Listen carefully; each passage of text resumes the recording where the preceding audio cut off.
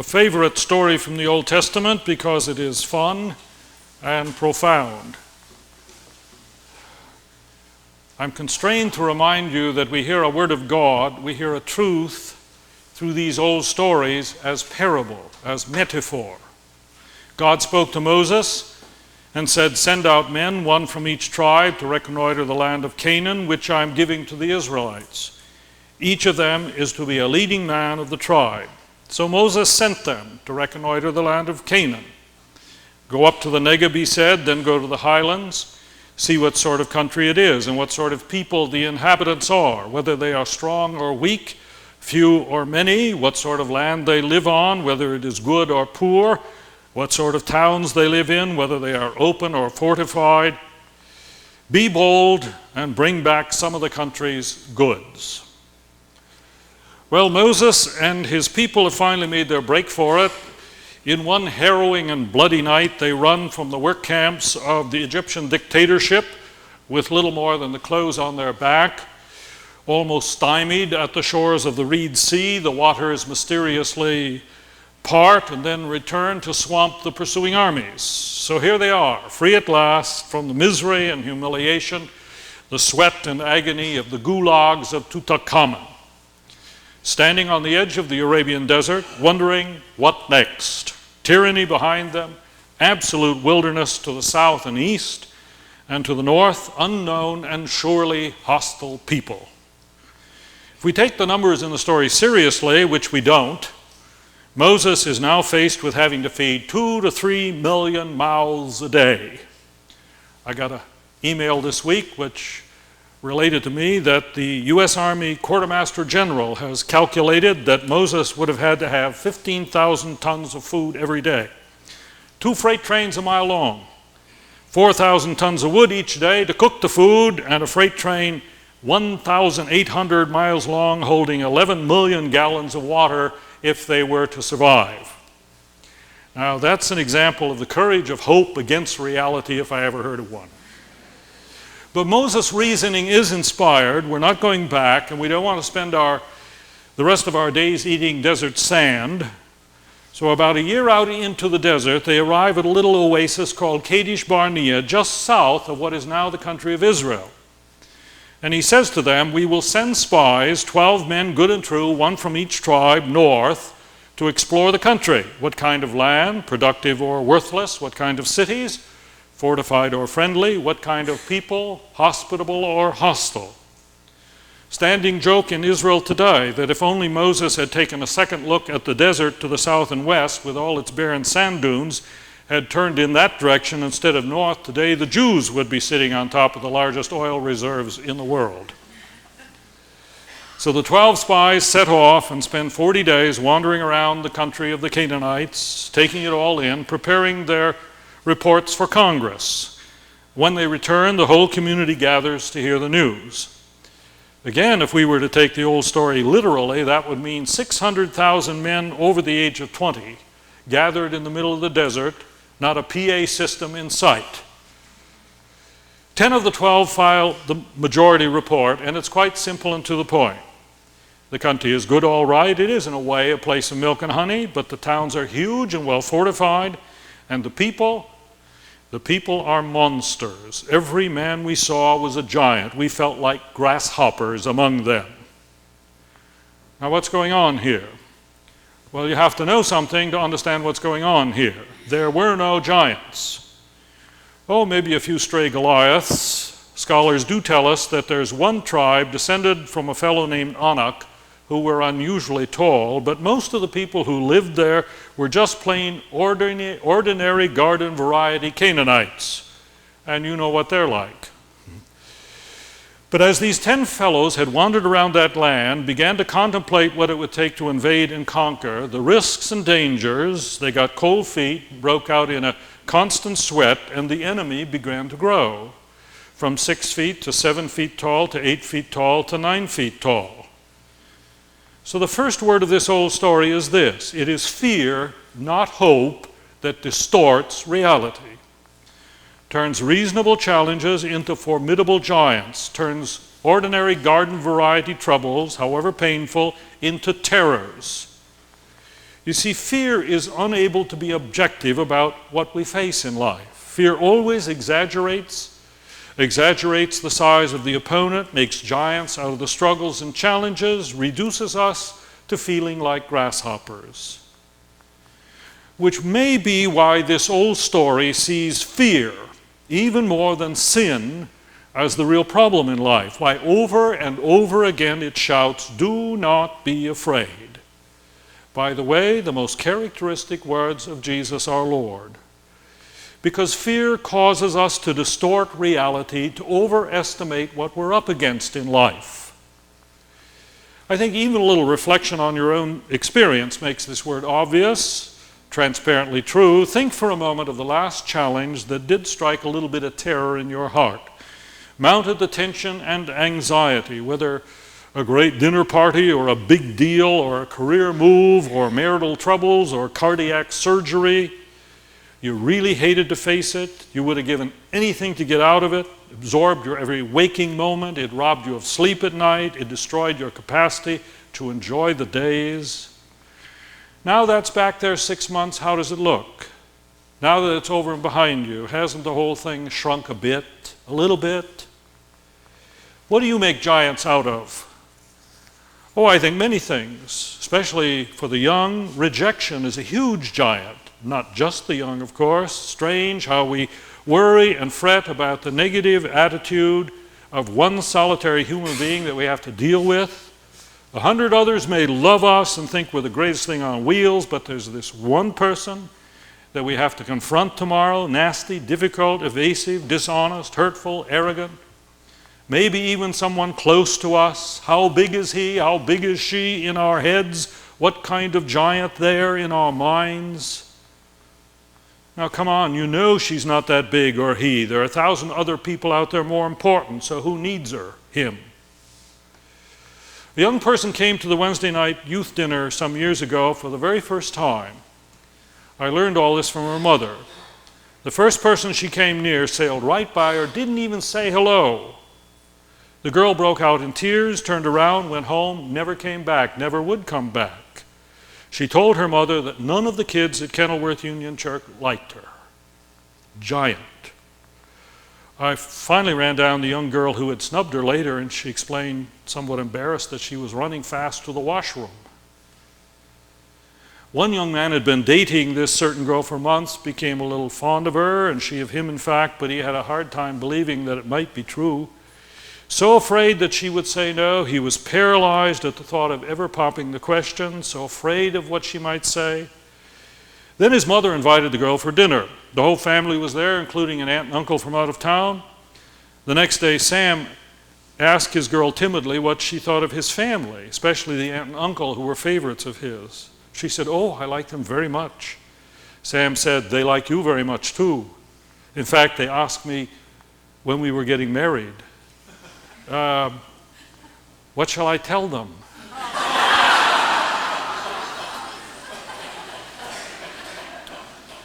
Fear of others, fear of rejection, fear of failure. This creates a lot of giants. If I don't make the grade, make the deal, get the firm straightened out, win the office, live up to the role, live up to the community, it'll be a disaster. I don't know how I'll survive it. What a giant the possibility of failure can become instead of one of the normal, albeit difficult events of everyday life, the stuff of learning and growth, sort of thing that happens to everybody sooner or later. Fear of illness. One has to wonder how many of our health problems are due to germs and how many are due to worry about germs. They say that Saddam Hussein is absolutely petrified at the thought he might catch something.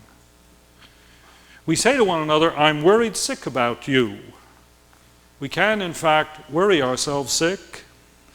Fear of attack, of violence. Studies show that older people who stay sequestered in their apartments rather than going out on the street and moving around assess the world as being much more dangerous than those who are active and social, because they draw their conclusions about the world through the eyes of the tube.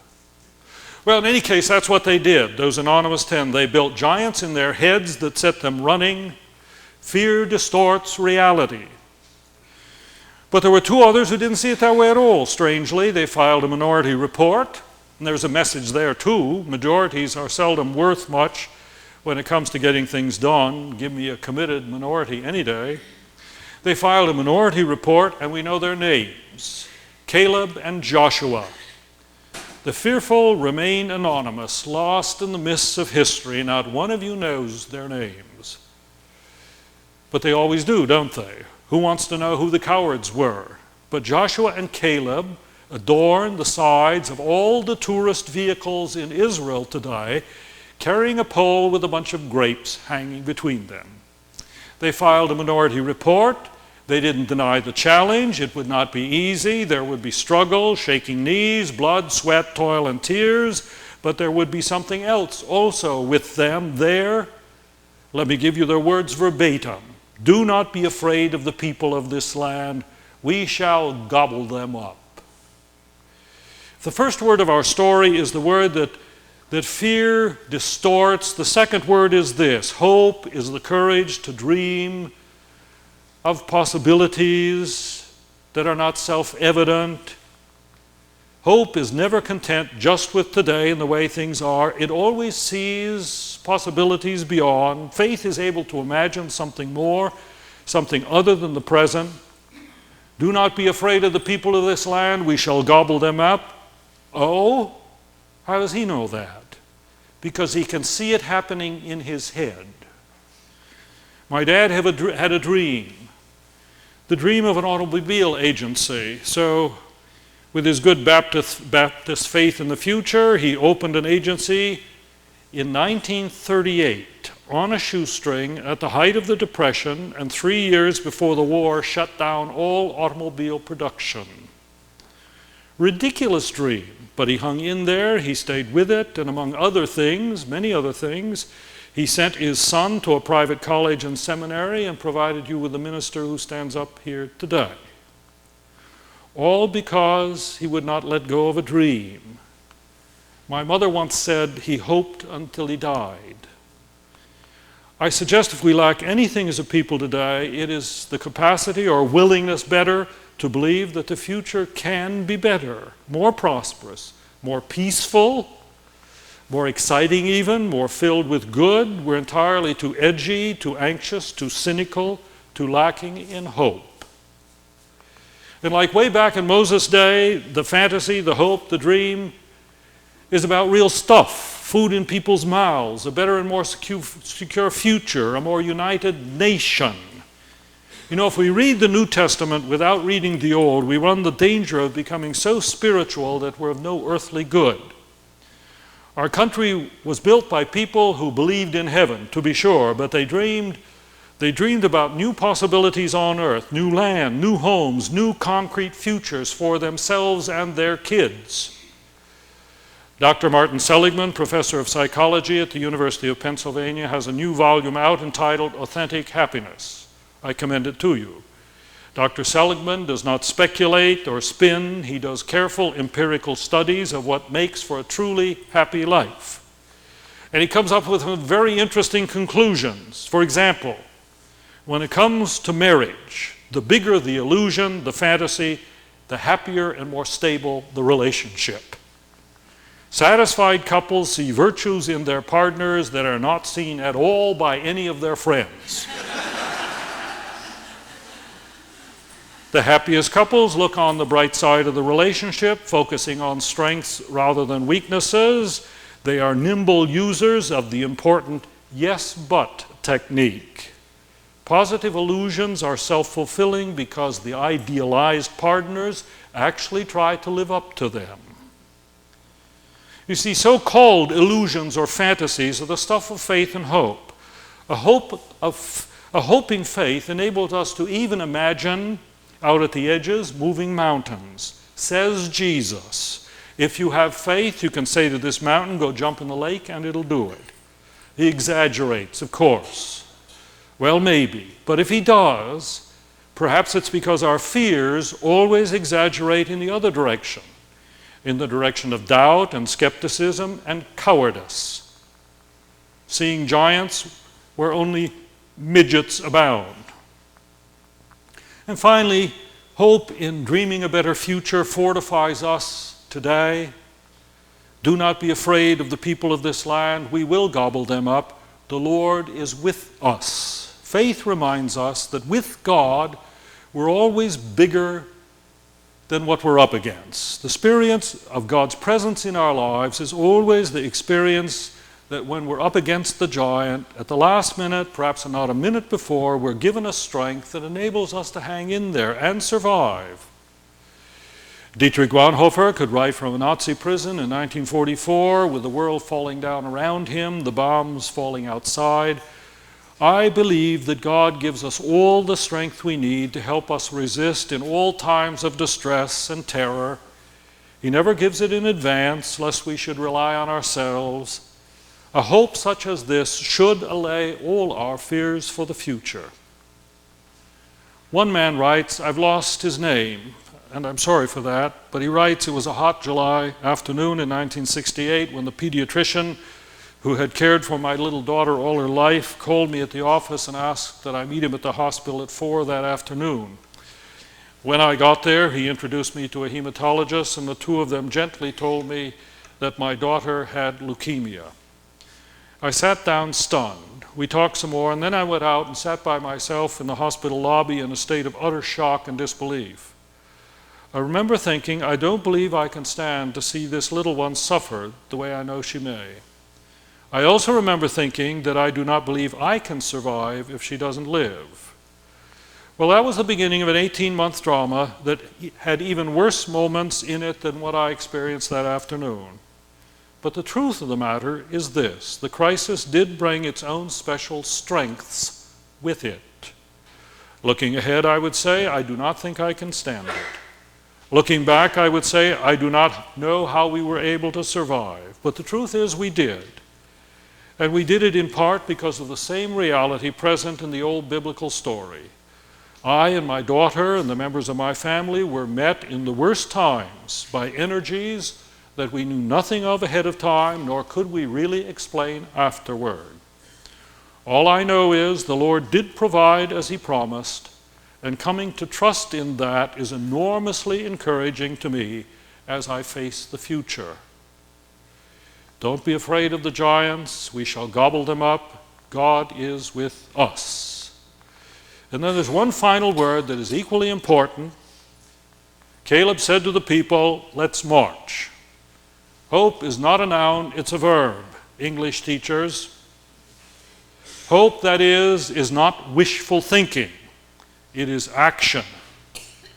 God's presence, the strength to meet and conquer our fears, to overcome the giants, to move mountains, comes only as we make the move. If we simply sit, waking and quaking, wallowing in our misery, nothing happens. We end up frozen in our fears. My favorite example of how it works is a true story of a young single woman not long out of college on her way to the Far East to teach English in a foreign country. In those days, they traveled by boat. And on that long voyage, she became terribly anxious and fearful. Why did I ever accept this crazy challenge? How will I ever handle their language? How will I manage this strange culture? Will the people accept me? One night, she went to sleep, deeply troubled by all these uncertainties, anxious. And she says she had a strange dream. She says she was in the middle of the Pacific Ocean all by herself, standing on nothing but a plank floating on the surface of the water. And in that state, a voice came to her saying, start walking to China. I told you it was a strange dream. In her dream, she says, she answered, I can't. I'm not able to walk on water. If I leave the security of this board, I drown. But the dream voice insisted. I said, start walking toward China. With fear and trembling, but in obedience to the voice, she lifted her foot and put it forward, and just at the moment it was touching the surface of the water, another plank like the one on which she had been standing appeared from out of the depths. And every step she tentatively was willing to take was met by support emerging from the deep. She says she awoke the next morning with a strange new sense of confidence and courage that never really failed her in all the very difficult years to come. Hope, the courage to dream, and the courage to move toward the dream, scared to death. Caleb said, God is with us, let's march. But the people, you know what happened to them? They moaned and they wailed and they wept all night long, and they spent the next 40 years wandering around in the wilderness. But we know better, don't we now? Let's gobble up a few giants.